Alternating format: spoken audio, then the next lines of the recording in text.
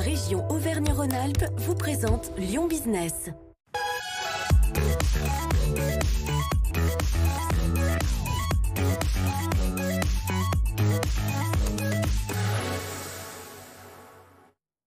Lyon Business, votre magazine chaque mardi sur BFM Lyon. Soyez les bienvenus. Notre invité cette semaine, Christian-Jacques Béret, directeur régional de la Banque de France. Bonsoir.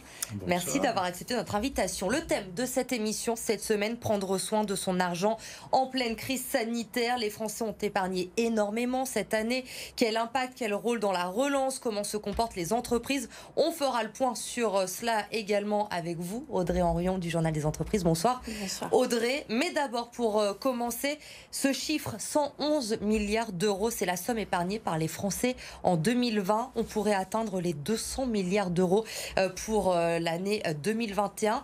Comment expliquer ce chiffre? Alors c'est simple, d'abord il y a de la non-consommation, puisque vous savez que déjà avec le premier confinement, les Français ont été privés de toute consommation autre que tout à fait indispensable. Donc évidemment, ça fait une épargne forcée en quelque sorte. C'est de la non-consommation, c'est de la non-dépense quelquefois. Oui, c'est de l'épargne forcée, c'est de l'épargne contrainte par les événements. Est-ce que cette épargne, c'est une épargne qui est supplémentaire à l'épargne habituelle. Le Français épargne comme tout le monde. Mais là, il épargne encore plus en raison de cette crise sanitaire. 111 milliards, c'est en plus. Et justement, est-ce que cette épargne concerne aujourd'hui tous les Français, toutes les classes d'âge, où on a pu différencier certaines personnes qui épargnaient plus ou moins? Évidemment, ceux qui peuvent le faire épargnent plus, mais d'un autre côté, ce ne sont pas forcément ceux qui consomment le plus en nombre. Donc globalement, tout le monde est concerné, avec certainement des capacités d'épargne qui sont supérieures dans les classes qui déjà épargnent beaucoup, mais pas aggravées par la crise, dans la mesure où l'ensemble des revenus, globalement, les revenus des ménages a été protégé, a été préservé, globalement bien sûr, hein, pas pour tout le monde hélas, mais a été préservé globalement par les mesures extraordinaires, je dis extraordinaires, c'est-à-dire supplémentaires et très importantes, prises par les États, dont le nôtre évidemment. Qu'est-ce qui a été privilégié par les Français justement dans cette épargne? Le livret A, les assurances vie, où ont-ils mis leur argent? Alors, dans l'immédiat, ils ont laissé leur argent sur leur compte parce que le Français a une propension à épargner, mais aussi à thésauriser. D'ailleurs, on a vu une croissance curieuse qu'on a observée ailleurs en Europe des espèces. On n'a jamais vu autant d'espèces émises alors qu'elles circulent particulièrement peu, notamment en France. Le Français n'est pas tellement payeur en liquide. Donc il y a une thésaurisation, comme partout en Europe d'ailleurs, importante. Sur les comptes à vue, bien sûr, sur des comptes d'épargne quand ils existaient, hein, peu rémunérés, mais tout de même. Et quant à l'assurance vie, vous savez, on a des rendements, ça baisse tout de même tendanciellement. Ce n'est pas un produit qui est très encouragé parce qu'il était très protégé fiscalement et on a des rendements aujourd'hui dans la dernière décennie qui étaient entre 2 et 3%, alors que vous prenez l'immobilier, c'est entre 4 et 5. La Banque de France, on le sait, est garant de la stabilité financière. Justement, comment voyez-vous cette épargne? Vous, c'est une bonne chose ou pas du tout? Alors c'est une bonne chose pour ce qu'on peut en faire. Ce qu'on peut en faire, il y a plusieurs souhaits. D'abord, concernant les épargnants particuliers, on aimerait bien évidemment qu'ils consomment. Mais quand ils pourront le faire, qu'ils se remettent à consommer, parce que la consommation, c'est quand même 60%. Cette forte épargne peut servir à la relance de l'économie. Il faut absolument qu'il y ait un mouvement. Il existera d'ailleurs un mouvement de désépargne important au moment de la reprise. Mais on ne peut pas empêcher ce qui est naturel à toutes les économies et surtout pour les particuliers, c'est l'épargne de précaution. Même les entreprises l'ont fait, hein. Elles ont stocké la trésorerie sans forcément la dépenser. Donc cette épargne de précaution, elle contrecarre l'envie de consommer. Et puis, de l'autre côté, il y a l'investissement. C'est un peu pareil pour les particuliers et pour les entreprises, d'ailleurs. L'investissement, mais pour les particuliers, c'est surtout l'immobilier, qui ont quand même réussi à augmenter. Les crédits immobiliers ont quand même augmenté de 5,4% l'an dernier. Hein. Alors, Bercy ne voit pas forcément d'un très bon œil cette forte épargne, à l'inverse de ce que vous pouvez nous dire. Du coup, l'État envisage d'alléger la fiscalité sur les donations entre 10 et 20 000 euros. Vous en pensez quoi? C'est une bonne idée de faire cela? Je ne me permettrai pas de juger les mesures prises par le gouvernement, simplement de dire qu'effectivement, relancer la consommation au moment de la reprise, c'est très utile à la croissance, bien sûr. Une dernière question concernant les ménages. L'endettement, est-il vrai qu'il a diminué malgré la crise? Il a un peu diminué pour la bonne raison que les nouveaux crédits sont moins importants, parce que, à part la particularité de l'immobilier, mais c'est bien français, les octrois de crédit n'ont pas augmenté. Ils ont augmenté pour les entreprises, oui, mais pas pour les particuliers. Alors pour rebondir sur les questions d'Élodie par rapport à l'épargne des particuliers, est-ce que cette épargne constituée pourrait justement profiter aux entreprises et de quelle façon ? Bien oui, parce que la consommation veut dire que l'on achète plus de biens. C'est les entreprises qui les produisent. Donc, et puis, on a besoin de consommation parce que dans l'immédiat, il faut relancer, bien sûr, En dehors de la consommation, est-ce que les particuliers peuvent investir directement dans les entreprises ? Est-ce que l'État n'est pas en train de vouloir favoriser ce mouvement ? Ils l'ont fait un peu, les particuliers. Pendant la crise, ils l'ont fait un peu en s'adressant plus à la bourse, par exemple. Sur les marchés actions, on voyait peu d'épargnants individuels ces dernières années, et ça a augmenté et rajeuni. La population a augmenté et rajeuni, pour ce qui veut dire un nouvel engouement pour des placements qui sont plus modernes, qui sont pas très prisés par les particuliers d'habitude dans notre pays. Mais pour la consommation, je vais pas revenir à la consommation, ça ne vous plaît pas, mais l'épargne, en fait, c'est l'investissement dont on a besoin aussi, surtout nous pour l'avenir, ce que nous estimons. Alors nous, à la Banque centrale, on estime bien sûr il faut une relance de la consommation pour relancer la machine, pour relancer l'économie, et il faut tout de suite, et d'ailleurs c'est ce que fait le plan de relance du gouvernement, c'est un plan sur l'offre, c'est-à-dire, et l'offre en plus ciblée, pour essayer d'aborder l'économie de demain et d'inciter les gens à investir, les investisseurs, qu'ils soient particuliers ou collectifs, à investir dans des secteurs d'avenir. Et donc l'investissement, on a eu une chute de l'investissement l'an dernier, on l'a constaté dans la région aussi.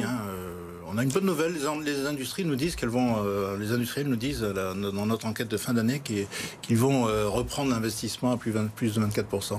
Concernant la santé financière des entreprises d'aujourd'hui, avant de s'intéresser à la leur demain, peut-on faire un point sur le prêt garanti par l'État ? Combien d'entreprises ont contracté ce prêt dans la région et ça représente quelle somme ? Alors le PGE, les sommes représentées, c'est 14 milliards, un peu plus d'ailleurs, presque 15 milliards maintenant. D'emprunts dans la région ? Oui, tout à fait. Ce qui représente 11% des montants qui ont été accordés au niveau national. Pour 13% du nombre d'emprunteurs, c'est-à-dire qu'il y a eu beaucoup de petites entreprises qui ont emprunté. Alors si vous voulez, en nombre, ça fait 89% de TPE en fait, ce qui va paraître énorme. Alors, en montant, c'est pas pareil, bien sûr, parce que les toutes petites entreprises empruntent moins en montant, donc on a une répartition de 41% et 44%, 44% de PME, 41% TPE pour les montants dans la région. Et concernant la santé des entreprises, la Banque de France, l'une de ses particularités, c'est de donner une note à ces entreprises, de les coter. Est-ce que cette année 2020, la cote des entreprises de la région est moins bonne que celle des années précédentes ? Est-ce que vous notez une santé qui est affaiblie ? On aurait pu le craindre, mais en fait, d'une part, nous avons été très prudents. D'autre part, les chiffres que nous avons dû examiner cette année, donc qui étaient sur les bilans de l'année précédente, qui étaient plutôt bons. Donc, bon an, mal an, en principe, au plan national, mais c'est aussi vrai dans la région qui ressemble beaucoup sur ce côté-là au plan national, on décote entre guillemets, c'est-à-dire qu'on diminue la cote par rapport à l'année précédente de 20% des entreprises que nous évaluons, et on augmente aussi d'à peu près 20% la cote d'autres entreprises qui sont en meilleure situation. Donc cette année, on a bizarrement, on n'a pas diminué de 20%, on aurait pu dire on va diminuer beaucoup, pas du tout, 19%. Dans la région, en tout cas, 19%. En revanche, on a recoté, c'est-à-dire surcoté, c'est-à-dire amélioré, que de 8 à 9%. Est-ce que vous relevez la différence est là, c'est que la stabilité, les cotes stables sont plus nombreuses.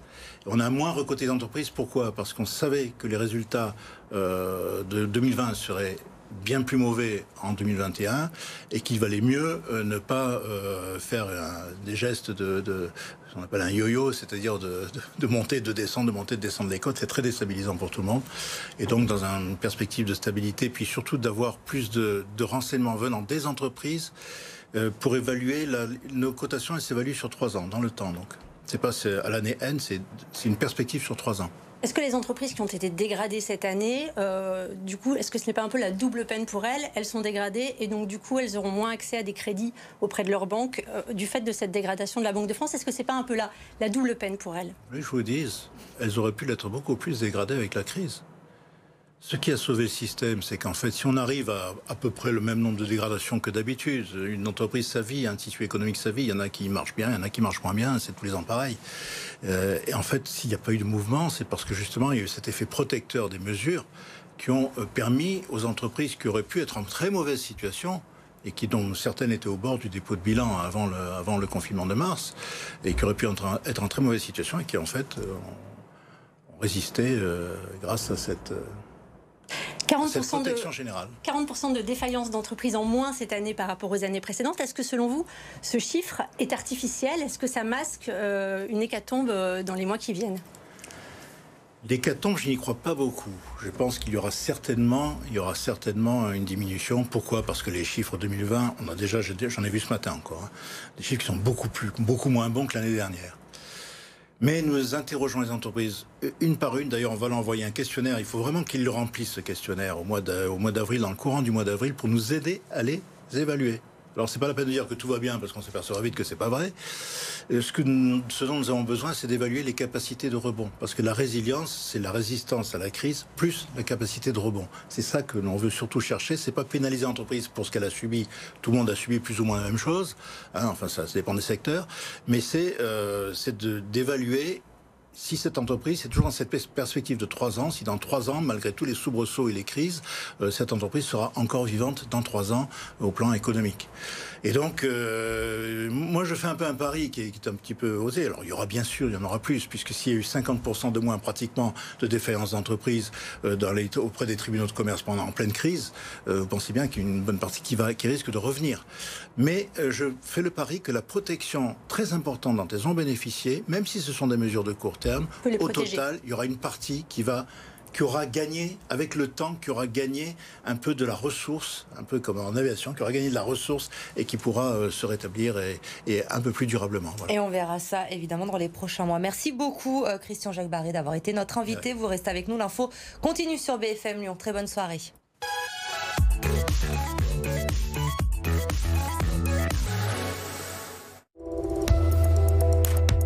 La région Auvergne-Rhône-Alpes vous a présenté Lyon Business.